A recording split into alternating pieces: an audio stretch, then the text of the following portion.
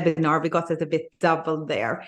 It's so much technology here, but now we are all set, and Daniel is my co-host. So why am I speaking about this? It's because I meet these clients every day, and I think it's very important to lift the topics of what gets broken and how we can heal, because it's like so many of us suffer from these kind of traumas, and we kind of struggle with hope. Will it never ever get better? But what I've seen with all this work I've done over the years is like there is so much hope. We really can heal most of this stuff. And that's why I want to speak about this. So who am I? I'm a trauma therapist. I'm specialized in disorganized attachment and dissociation because I love it. And it's like, it's so much fascinating to work with in this area, because it's like, it's more complicated than just like more ambivalent or avoidant attachment. But I work with all of them and I love all. So I have a lot of education. I've done it all. I've done so much education, but I've also done 13 years of personal development, and I'm still in therapy. Which is like when we work in this area, we can kind of never, like if we start on this journey, we will continue. So I'm still in therapy, and for me, it's help. Sometimes I have like really, really tough cases, and then I get some support, but it's also to continue to develop myself so I can become better or have a good life, and also become a better therapist. So for me, it's both for my own personal journey, but also for my work journey. So if you are interested in meeting me as a therapist, you can book a free consultation, and you book that on Boka Direkt. This is Swedish time, but you can also just email me, martinastål@gmail.com, and we can set up a time for you. So this webinar series is in two parts. The first part is about things done to us. And when I meet clients, it's like they are so, it's more easy sometimes to understand that these things were done to me than when we talked about other things, like things that wasn't really there. And I'm not going to take any questions now. So there was a hand raised. So Daniel will attend to that and see if it's something we need to think about or just concern. So the second part that's going to be sent in 1 week from now, it's about neglect. And that is like things that we didn't get, that where was like no one there giving us love. We had kind of role reversion, and the parents could be like really traumatized or like not really tending to the children. And the interesting thing here is like these could be more hidden traumas. We don't really see them. So it's like more confusing to have these traumas. And I'm coming from the second part. I have emotional neglect and another who dissociated. And for me, it was like difficult to understand, do I really have trauma? I really struggled in relationships, but I didn't know what really was happening, because it was like nothing that you could see. That was like the unseen. That was the trauma, that it was no one there. And for me also, I was too good at work or studying, so I didn't understand really that I had traumas. And that is like so many of us, we don't really understand what really happened. So in this webinar series, we're going to look at what happened and what gets broken. And also we're going to give so many examples of how to heal it. What can we do to heal it? And we're going to look at both therapy, but also things you can do on your own if you go to kind of different retreat centers or stuff. Yeah, so if we look at this one, what do you feel? I only feel love. I feel this warm. I just look at this. And we as children, all the other mammals, that their kids are kind of more bigger or can be able to handle life on their own. But our little children, they are really dependent on us from the first 2-3 years. They can't survive on their own. So the only thing they can do is to send out signals and to really make our caregiving system active. So we really want to lift them up. Today I was with the baby, and it's amazing. Like, I hear the screams. The only thing you want to do is to pick it up and soothe it. So it's just, that's the natural. But what happened is the parent is like really depressed or something and really don't attend to these signals. There's a lot of things that can happen. So we're going to look at the development of the attachment system. So what happens is, like, the child sends signals to the caregiver. If a caregiver is sensitive, it's like really responds. And we talk about responding good enough. We've been talking about this a lot now, since we have a new child in the family. We don't need to respond 100% correct every time, but we need to be about, I've heard, like about 70%. We need to be good. We need to respond correct, or at least respond, because sometimes the child even doesn't know if it's like hungry or tired or wet or whatever. So if the caregiver responds good enough, the child can develop a secure attachment.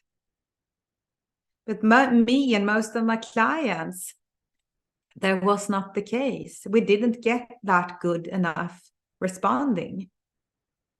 So this emotional bond with the parents got a bit disrupted.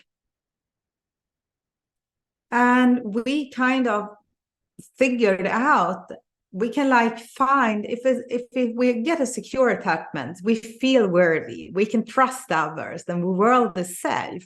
And if we didn't get that, we can miss some of this. Maybe the self doesn't feel worthy, or we don't trust others, we don't trust the self, or the world is really, really scary. So I don't want to explore it. I just go around being frightened. And that is so common for so many of my clients.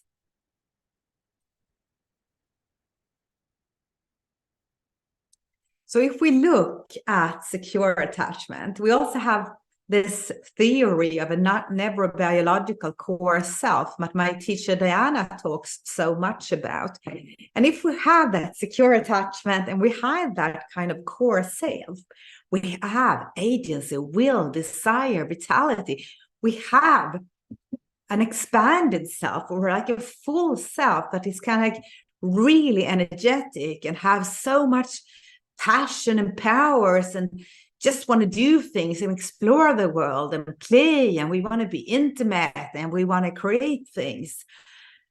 And it's just amazing. And this is where we all are heading. So this is the way towards this we are going. But if we look at the unsecure attachment, we have wired in survival strategies that makes the self smaller or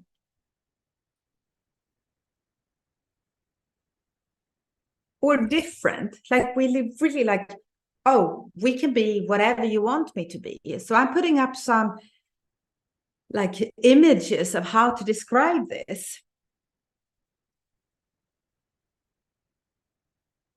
And we can look at the different strategies like the children is using.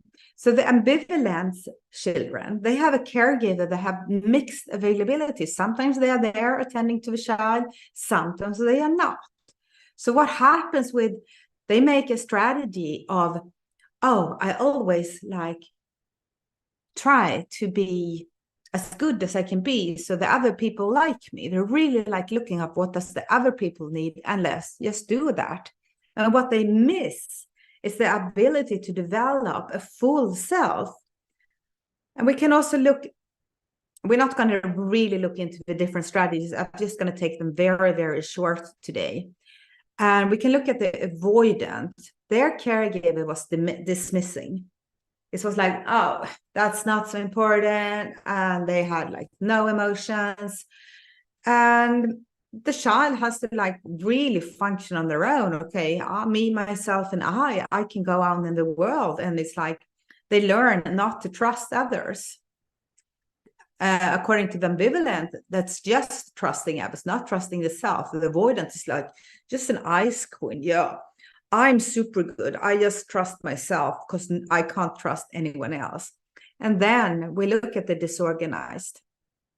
And this is like the most complex one. And there can also be a larger variety in these this attachment style, because it's like kind of a group of the people, all the people that's not secure, ambivalent, or avoidant. It's kind of the leftover group.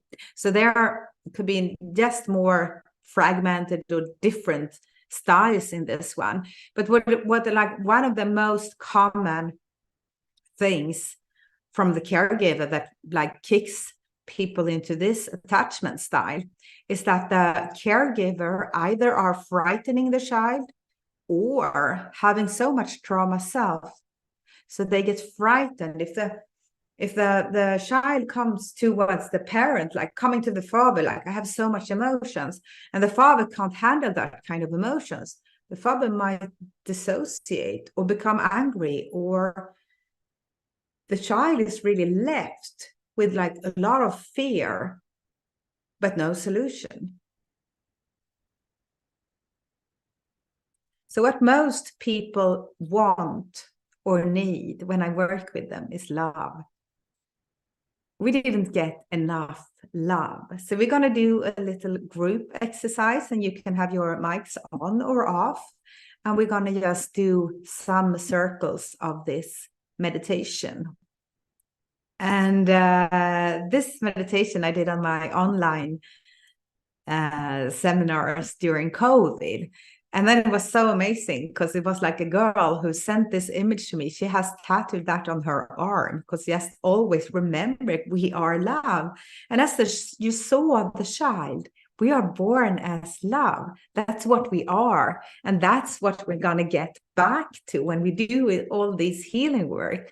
We like open up the capacity to love ourselves, others, and everything. And that's what we want. That's where we want to go.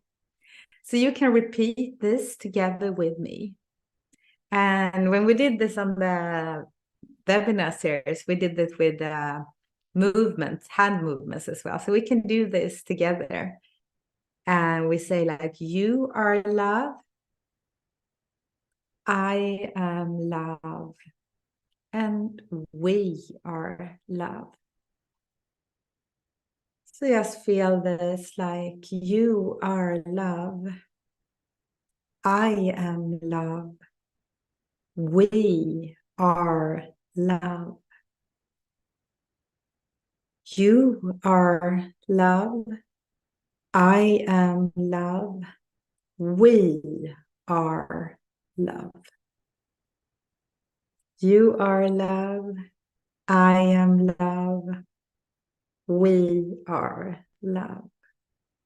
So this might have been like a super little healing experience for you. Maybe it was easier to say you are love than I am love. I don't know. So now we're going to look a little bit more what happens when we have attachment trauma, what gets broken. And also, I just want to say this, if you want to do more work with me, I have a New Year's retreat in Ireland, and that is like about regaining love, opening up our life force power. And we're going to work with a lot of trauma exercises, but we're also going to work some with the life force energy and the sexual energy. And that's going to be super amazing. So it's on Ireland, my favorite place. We're going to be in my summer house. And we're going to do all my favorite exercises, cold water swimming, shaking, breath work, and so much more. So you are so super welcome.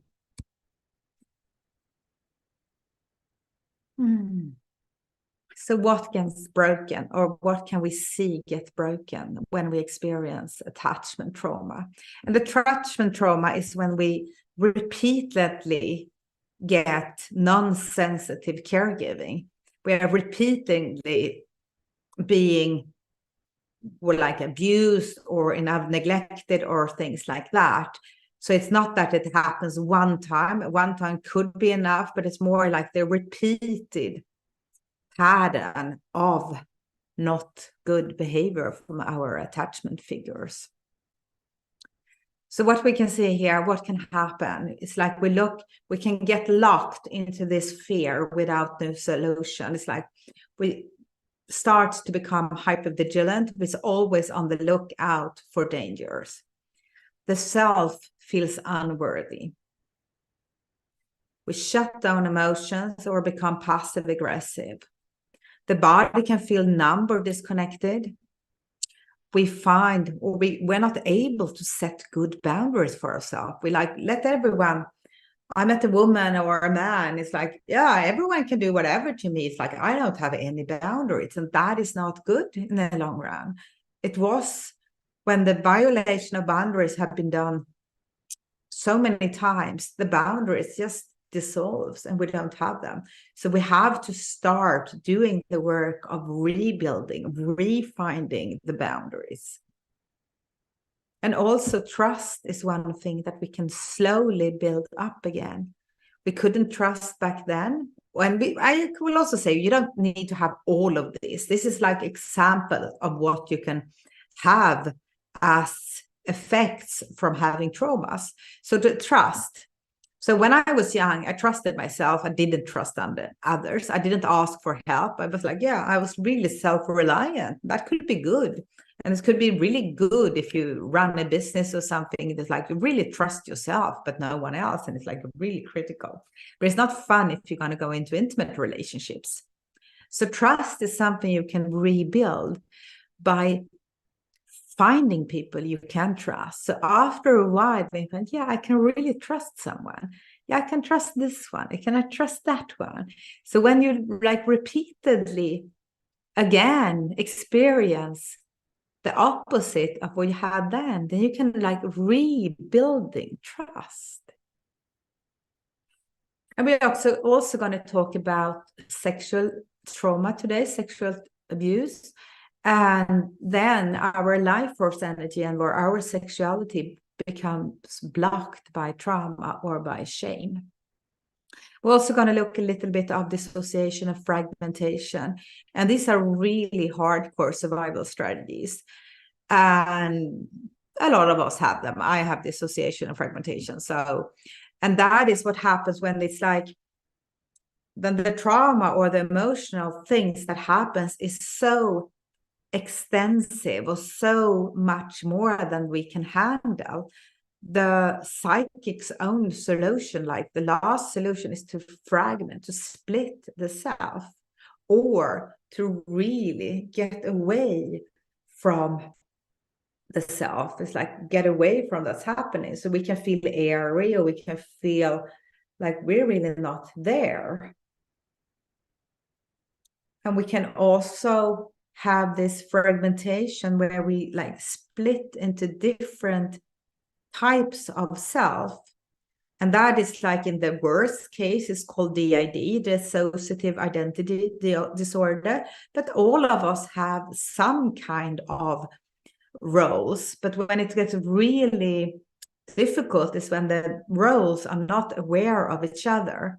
And there is a really amazing healing process you can do by letting these different parts of the self get to know each other again.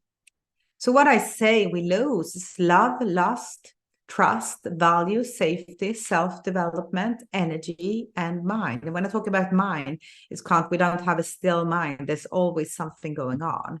And energy is also all these strategies we're using to protect ourselves really also collapse the energies because we are minimizing ourselves, making ourselves smaller or different instead of being big and wide and like being open and trusting.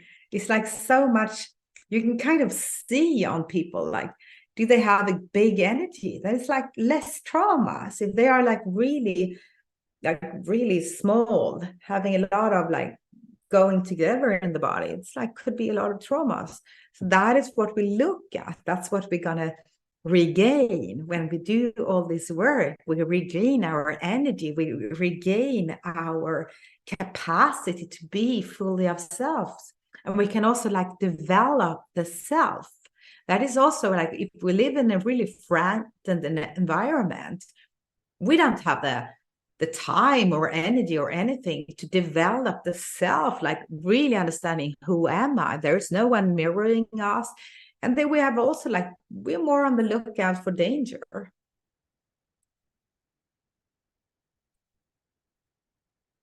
So I love talking, and I just not so far on it, but I can ask Daniel, is there any questions we need to attend to, or do you have any questions here?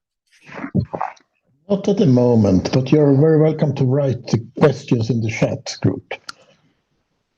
Yes, thank you. And this is like what I see in all my clients. It's like, oh, everything is working fine until I find someone special and I meet someone, and then everything starts coming up again. Because that is like, we're talking about attachment traumas, is traumas in the intimate relationships.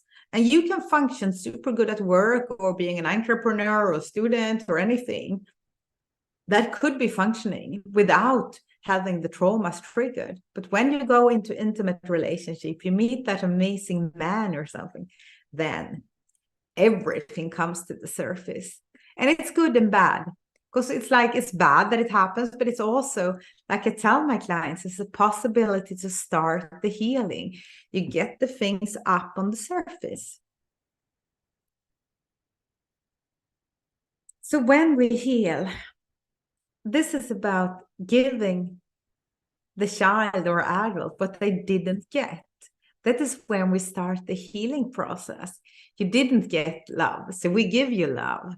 You couldn't trust anyone, so we give you trust. It's like, that's like the kind of things, how we rewire the brain to understand that you are loved, you can trust people, or hopefully trust people, and become more resilient. And if you want to get 7 minutes of love from me, unconditional love, there is only in Swedish though. It's my love channel at YouTube. It's called Kärlekskanalen. And you can find it on my YouTube channel, because then it's like, I just tell this what every child needs to hear. You are loved. You are amazing. You are worthy of all emotions. I just want to feel you shine. I'll have your back.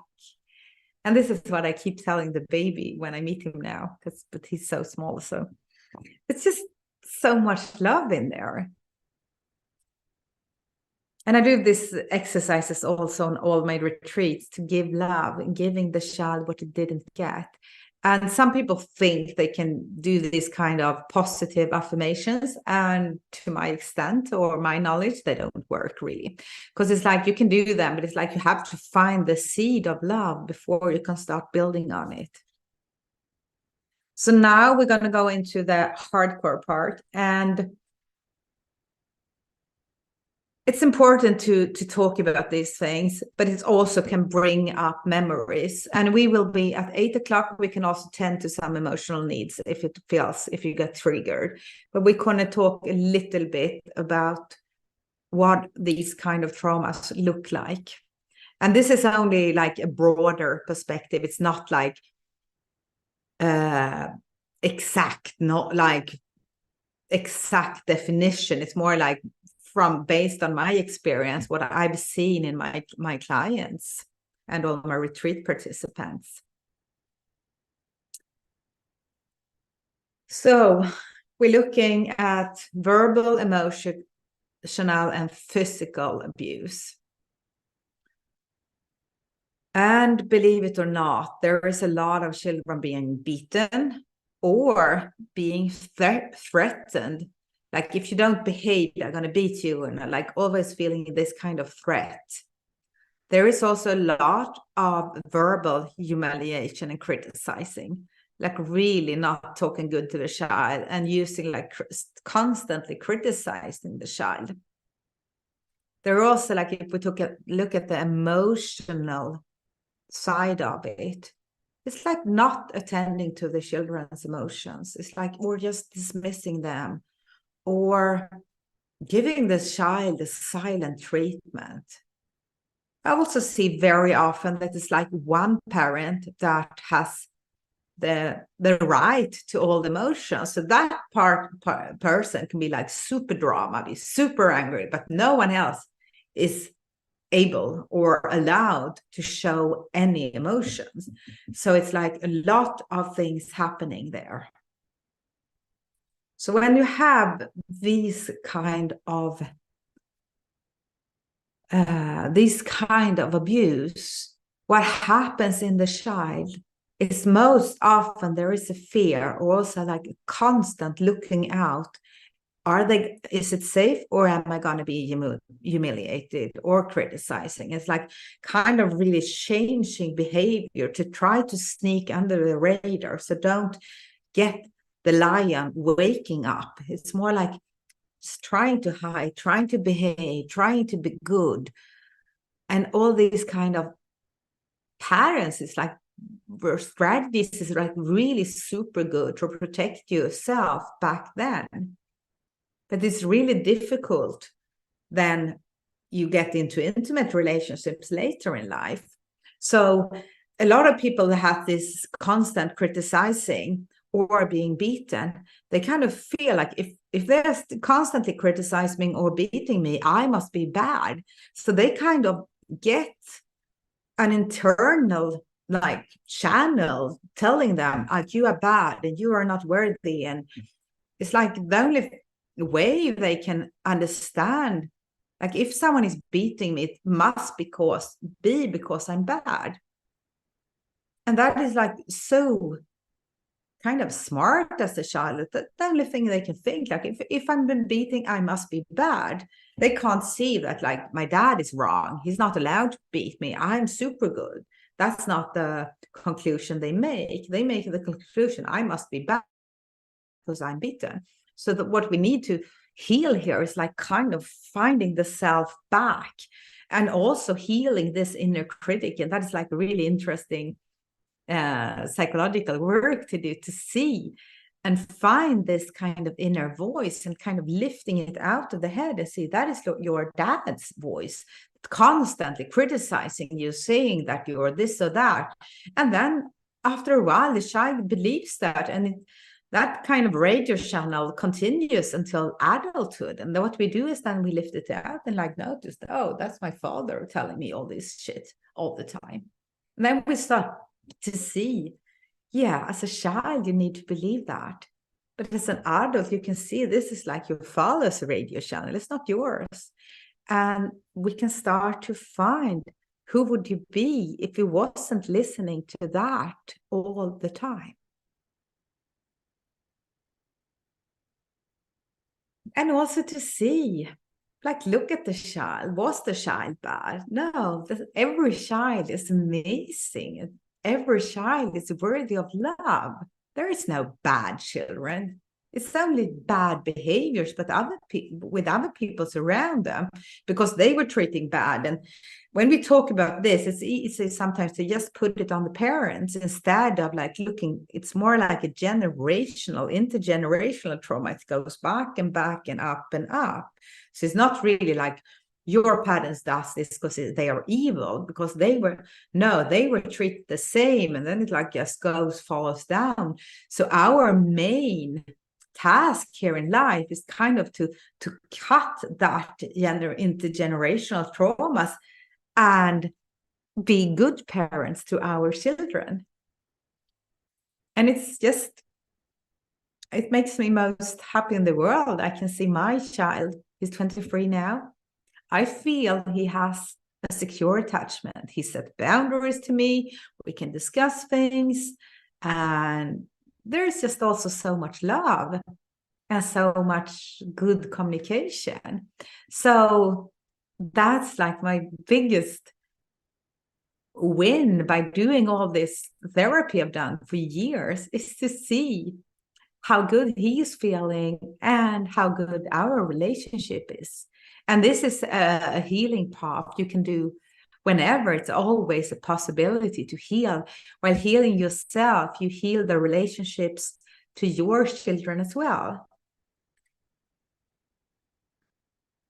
So what also happened with this kind of abuse is that we have the fear, constant fear. Because when someone is like violating your boundaries, violating you, beating you or threatening you, what happens is like it becomes a total collapse in the child. It's like it's one part of the child is trying to run to the parents for protection. Another part of the child is trying to run away from the parent. And as you can see here, it's impossible to run in two directions at the same time. So you can either like find a total shutdown. It's like you're really dead. It's freeze. It's like goes like really, really, really down deep. Or we can also have this kind of constant fear. Other way can be like collapsed, or this constant fear without solution. That is what happens in the child. And I meet so many adults, it's like when they come to the retreats and they have this kind of fear, and we like start to work with this, and it's like, can you look around the room? Is it anyone here that can be dangerous? And they start to look. After a few days, it's like, no, they seem okay. And then eventually we can get the fear to drop, to see, now I'm safe. Back then, it was dangerous. That was dangerous for me to say what I wanted or be myself. But now when I'm an adult, nothing bad can happen because all the worst have already happened and you survived. So what we also need to do to work with and develop is to regain or retake all emotions and be able to feel all emotions again. So we're going to do an exercise here together. And we're going to pretend that we have our little child, our inner child behind us. And we're going to protect it. And we're going to be really angry. So someone is kind of like coming towards us. And we're going to do this just a little bit short exercise. And just going to feel this like really feeling this anger. Don't hurt me. Don't take me. Don't do anything to my child. It's like just breathe with me, and we're like going to do this like a little bit.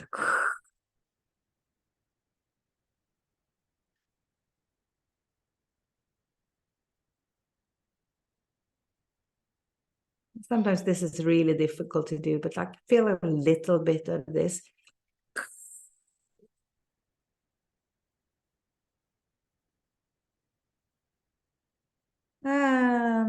If you want, you can write in the chat how you feel after accessing this anger. Maybe it was lovely, maybe it was difficult. And I'm going to do it once more to just feel like the child behind me can really trust me as an adult. Like,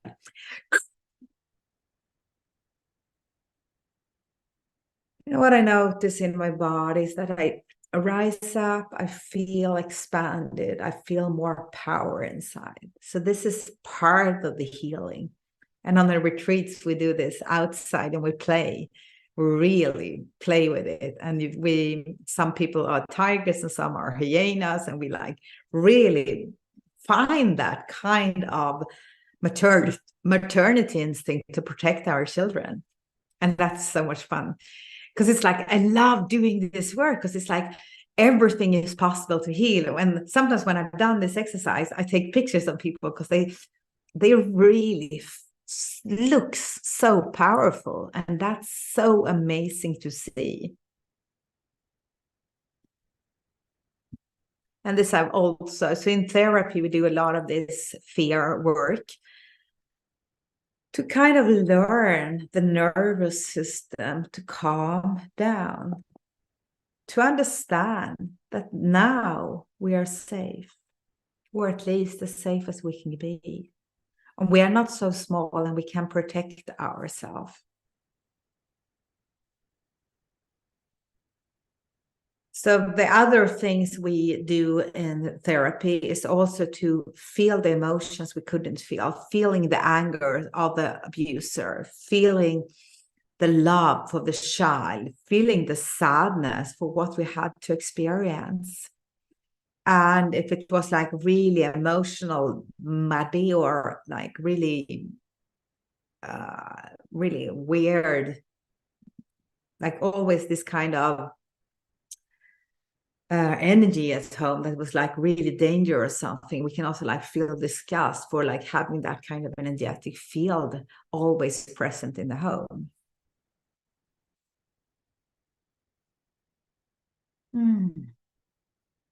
So we have about 20 minutes left, and I feel a bit vulnerable right now because we've been talking about a lot of hardcore stuff, but I think it's also so important to talk about it. When this happens, what happens in the child? And this things I'm talking about here is like only the most common things I see. So now we're going to go into the sexual abuse, and we can heal also that. I've done it. I worked with so many clients with sexual abuse, and it doesn't have to be fully sexual abuse. It can also be like really kind of disgusting behaviors or inappropriate behaviors. It's like bathing with a father or something. It's like doesn't have to be only like violation of the body, but that is one part of the sexual abuse, like violation of the boundaries.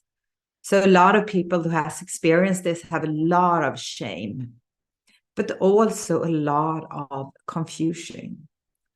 It's like, who was responsible? Because it's like having sexual abuse or having like someone doing sexual things to us, the body can still react as the body is biological. So even if it's bad or wrong or anything, the body can still sense a form of pleasure or get aroused or even get an orgasm. But it has nothing to do, that's just the biological part of the body who does that. If like you start a car, it starts even that whoever starts, they push the button, the car starts. And that's exactly the same thing with the body. It starts if you like touches in a certain way, it gets aroused or so. And it's not the child's or the young adults that they want anything. It's still this wrong, but it gets really confusing when the body might have had a pleasurable experience. It gets really confusing for the child or the adult later, because it's like, did I want that? No, that's always wrong. If someone is in your family or close family are doing something to your body, it's always wrong. And it's always the adult's responsibility.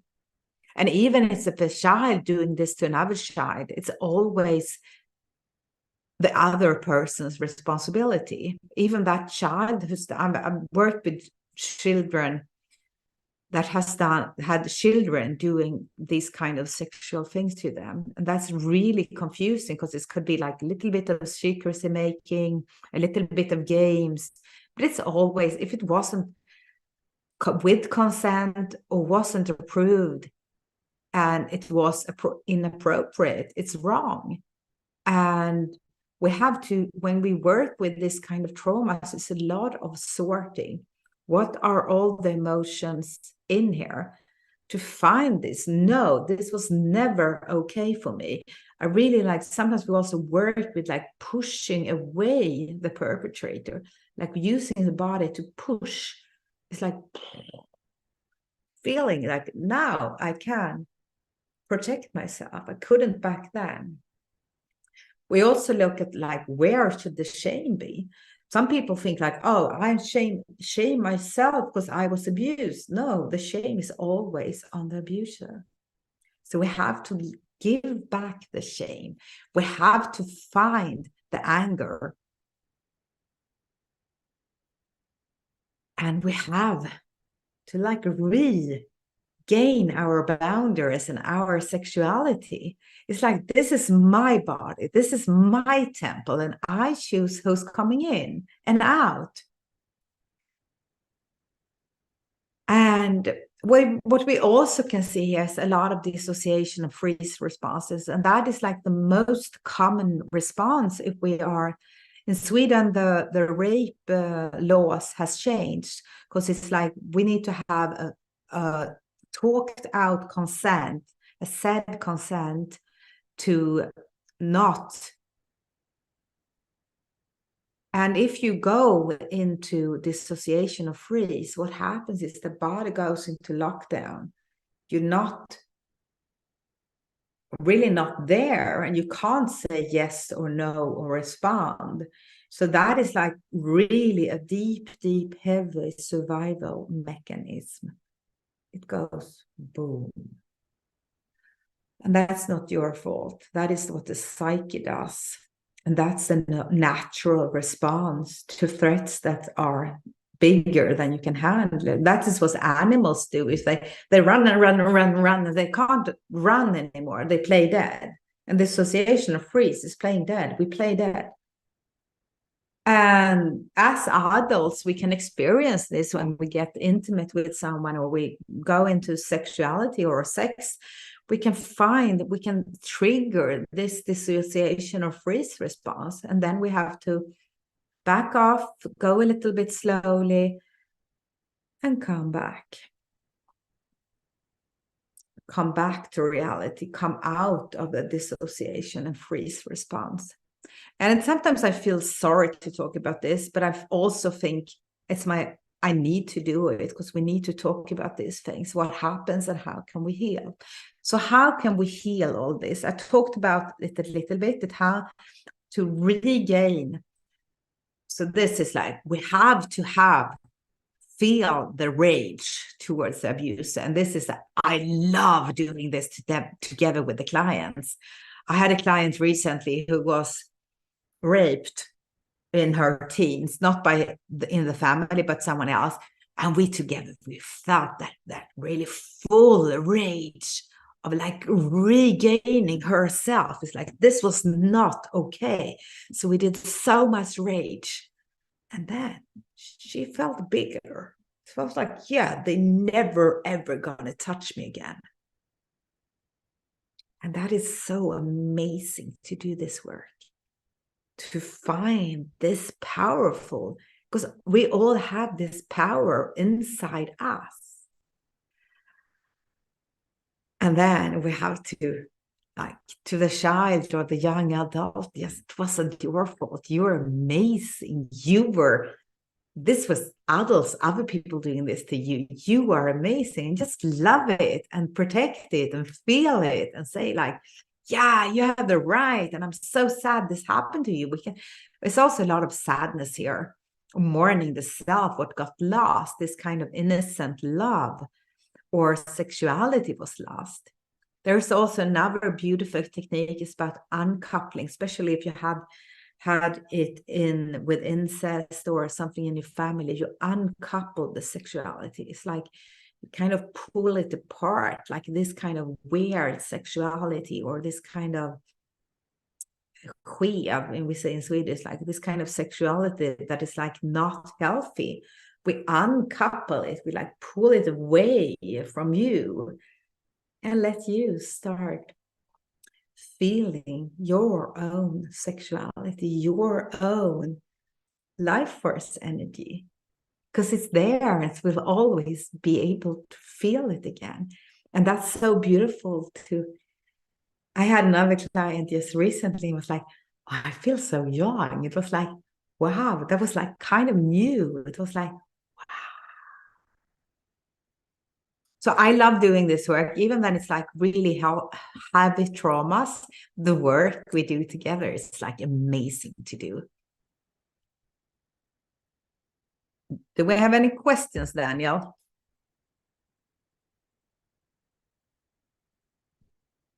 I don't hear you. No, we don't have any questions. Yes, we have one question actually. I'm sorry. Nahoy asked if it's wrong to bath naked with your own children. What did you say? One of our participants asked if it's wrong to bath naked with your children. Depends on the energy. It could be good, but it's also like when I'm seeing this, it's like the children is way too old for bathing naked with the parents. So until a certain age, I don't know what it's good, and it's nothing wrong with it. It's when the energy is wrong, or what you're doing it for the wrong reason. So there is a fine line what is okay, and it's like you have to feel sober about it. So I also would like to do one about parenting soon. So one webinar about parenting. And so it doesn't have to be bad. We did it in my family. I remember bathing with my father, and there was nothing wrong with it because it was like nothing unhealthy there, nothing dirty, nothing. It was just clean. And then it's nothing bad as I see it. But then I had like stories with my clients that like the dad was bathing and she was supposed to go in, and she was like way too old to have the naked dad in the bathroom.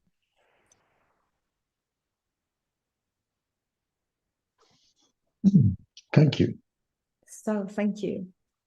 And since I spend a lot of time in the tantra scene, there is also a possibility to do a lot of healing in the tantra scene or the tantra festivals and these kind of places. And some people say it's like a faster way to healing, but as I see it, there are some things we can heal in the tantra world if we get a new and good experience. And that is like being seen and loved, having our sexuality being welcomed. And we do a lot of these exercises when you go to these festivals or retreats. And so we do a lot of festivals with boundary setting. And if they are trusted, or if the people respect your boundaries, you get a new good experience of having your boundaries being respected. We can also like feel, instead of body being like we being afraid of the body, we can kind of feel the body as a center for pleasure or a center for healing. And we can do this journey together. So if you go to this kind of festival, be super clean on what you're doing. And it's like, you can't also go there just to want to receive. We have to circulate this. We have to do it together. You have to see others. You have to welcome their sexuality. You have to respect their boundaries. You have to like play with them, give and receive. It's just, we can do so much of this together if we are aware of what we're doing. There is also risk of going to these festivals because there could be a bit of unhealthy sexuality there, but you have to really practice. So it's like really good practicing of setting your boundaries and like respecting your boundaries, and also to really find what you like and what you don't like. And especially if you have been a victim of sexual abuse or sexual unhealthy stuff, there is so much things you have missed out. So it's kind of to start again, instead of feeling like, no, I don't want to do sex. Instead, like start, oh, wow. When we start healing, we can also like, oh, I'm curious to explore this. And oh, wow, I want to explore this. And it's like, I've just started to explore some kink because it's fun. Just some. And because it's like when we like this, like a big smorgasbord, it's like a big table of different things you can do. So what you can do when you start healing your sexuality is to explore, find your pleasure map. What do you like? What exactly kind of touch do you like? What positions do you like? What kind of strokes do you like? Is it any kind of dressing up you like? Or do you like candles? Or do you like more music? It's like, what is your pleasure map? How do you like it? You can also check out your erotic blueprint and see if you are an energetic or a touch, or it's like I am super energetic because it's like we like energy. So it's like to start this exploration of what is your taste in sexuality, because that was not developed if you were abused.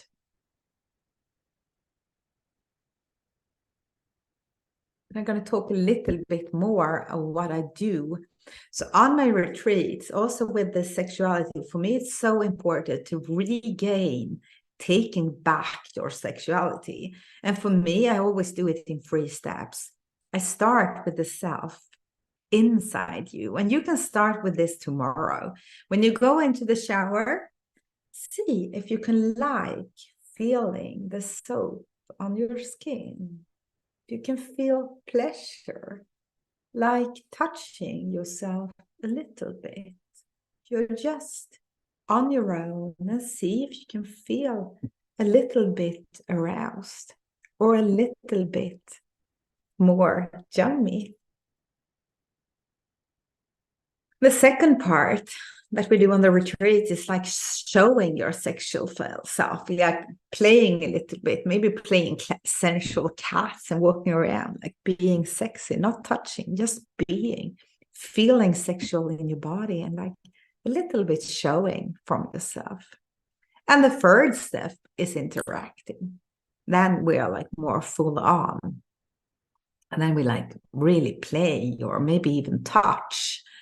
So it's like you can develop sexuality or regaining your sexuality by starting with yourself and just with yourself and finding that, just maybe dancing with yourself and see if you can find that kind of energy inside you.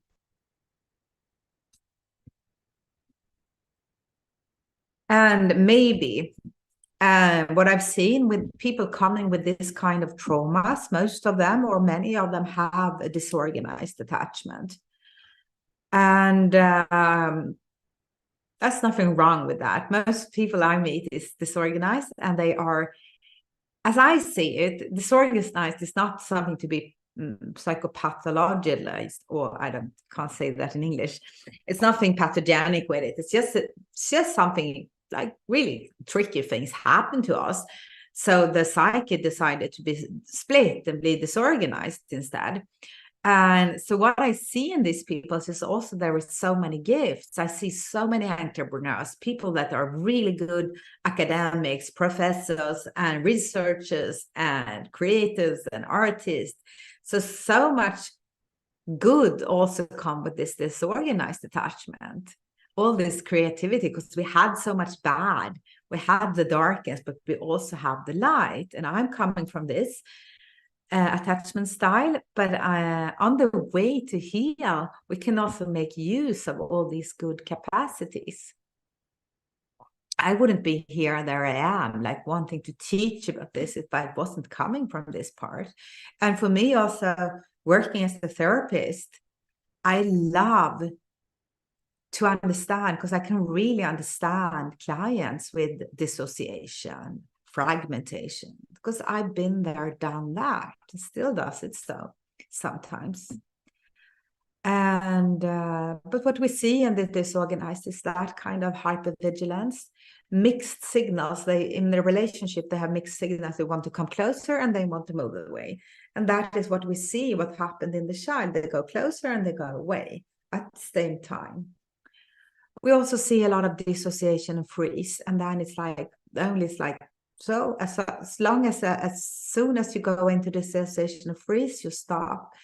and try to come back and try to find ways of coming back. One of my favorite things is cold showering or having a bath or really pressing on the body, like feeling like really grabbing the body. That can make me feel more undissociated, or what is called more present. And the body was a source of danger. It's not any longer. So we are retaking our body. They also see a lot of mix of ambivalent and avoidance strategies. So when we, like all this kind of trauma work, we need to find coming back to feeling body and being present. We have to trust the self and others. And we go on this journey of healing the fragmented self. So when I work with clients from fragmentation, that's kind of like going on a treasure hunt. We find these different self parts lying around there. We make a map, and then we make the steps between the different self parts smaller. We make them kind of coming together, sitting in a circle and like seeing each other. So instead of fragmentation, you got just different qualities and they are coming together. You don't experience, like when I had the most fragmentation, like a few years back, I remember I was on a date with a man and I was there and I was like talking a lot about what I worked with, like being therapist or something, and that was there.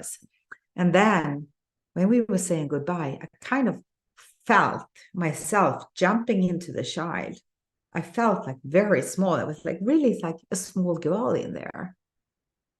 And this doesn't happen anymore, but it happened back then. It was like interesting to see. And while you do this healing, you can still go into roles, but you're not dropping into them unconsciously. And you who doesn't have this fragmentation, you probably don't think we a bit wacko talking about this, but people who has it understand exactly what I mean. It's like, oh, I went into this role.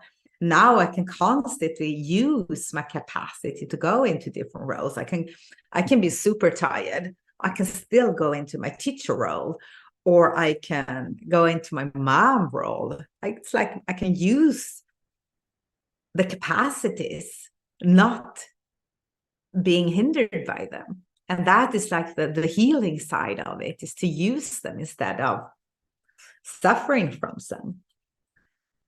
And there is so much exercises we do. This is another exercise, and we're not going to do this one right now. But this is like to be embodied. You can start to listen to the body and see the signals of the body. That's a really, really amazing and good healing way when you start to feel into your body. Because a lot of trauma, when you have had these kind of traumas we talk about here today, you are so much in your head. You are just constantly thinking, and the body is kind of disconnected. So but while you're healing, you are regaining your full capacity to listen to the body.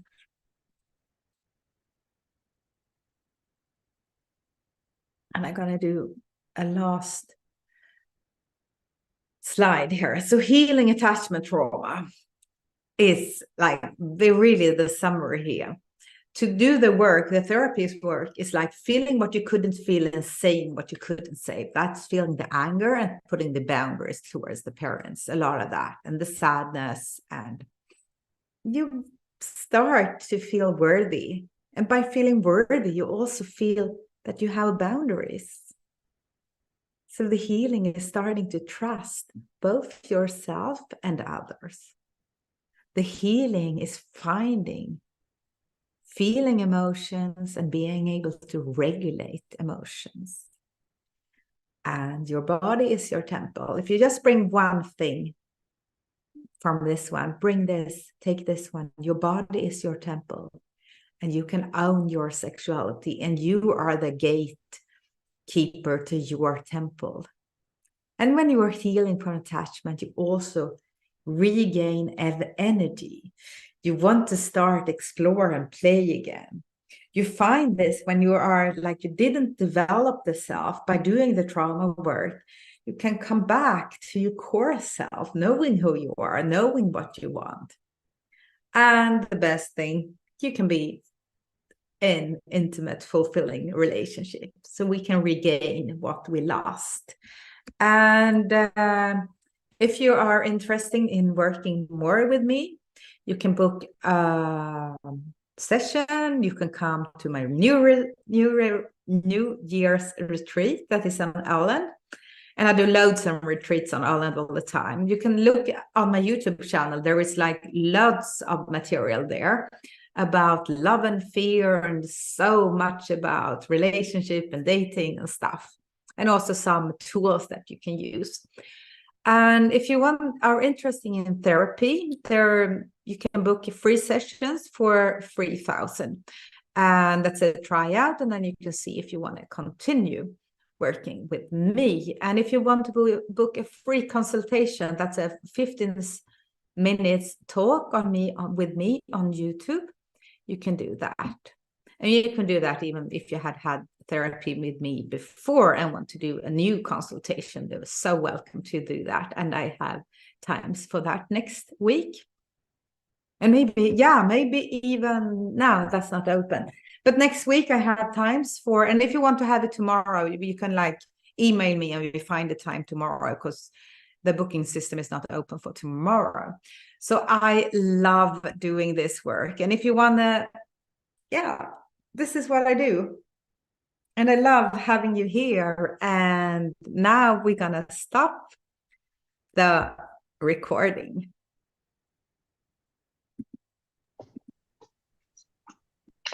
Yes. So We have a question here.